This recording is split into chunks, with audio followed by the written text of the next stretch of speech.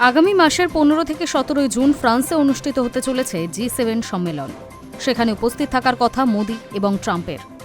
সূত্রের খবর, সেখানেই দ্বিপাক্ষিক বৈঠকে বসতে পারেন দুই রাষ্ট্রনেতা। যদি বৈঠকটি হয়, তাহলে গত 1.5 বছরের মধ্যে এই প্রথমবার মুখোমুখি বসবেন মোদি এবং ট্রাম্প। ইরান যুদ্ধের আগুনে পুড়ছে গোটা মধ্যপ্রাচ্য। মহাসংকটে হরমুজ প্রণালী। যুদ্ধের আঁচ এসে পড়েছে ভারতেও। এই পরিস্থিতিতে আগামী মাসেই ফ্রান্সে বৈঠকে বসতে চলেছেন প্রধানমন্ত্রী নরেন্দ্র মোদি এবং মার্কিন প্রেসিডেন্ট ডোনাল্ড ট্রাম্প, এমনটাই জানা গিয়েছে সূত্র মারফত। দুই মহান বন্ধুর এই বৈঠকের দিকে তাকিয়ে রয়েছে গোটা বিশ্ব।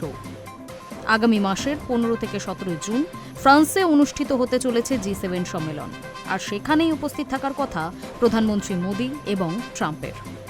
সূত্রের খবর, সেখানেই দ্বিপাক্ষিক বৈঠকে বসতে পারেন দুই রাষ্ট্রনেতা। শেষবার 2025 সালের ফেব্রুয়ারিতে হোয়াইট হাউসে তারা বৈঠক করেছিলেন। উল্লেখ্য, ভারত G7 এর স্থায়ী সদস্য না হলেও বিশেষ আমন্ত্রিত দেশ হিসেবে নিয়মিতভাবেই এই সম্মেলনে অংশগ্রহণ করে। এবছর ফরাসি প্রেসিডেন্ট ইমানুয়েল ম্যাক্রো G7 সম্মেলনে উপস্থিত থাকার জন্য মোদিকে আমন্ত্রণ জানিয়েছেন। বিশ্বের অন্যতম গুরুত্বপূর্ণ সামুদ্রিক জলপথ হরমুজ, পারস্য উপসাগর ও ওমান উপসাগরের মাঝামাঝি অবস্থিত এই সংকীর্ণ প্রণালী দিয়েই প্রতিদিন প্রায় 20 থেকে 22 মিলিয়ন ব্যারেল অপরিশোধিত তেল রপ্তানি হয়।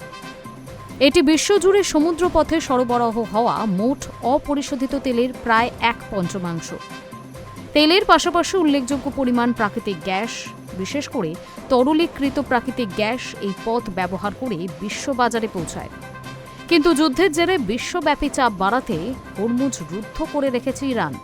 তেহরানকে পাল্টা চাপ দিতে হরমুজ ঘিরে রেখেছে একাধিক মার্কিন রণতরীয়। এর জেরে ভারত সহ বিশ্বের একাধিক দেশে জ্বালানি সংকট সৃষ্টি হয়েছে।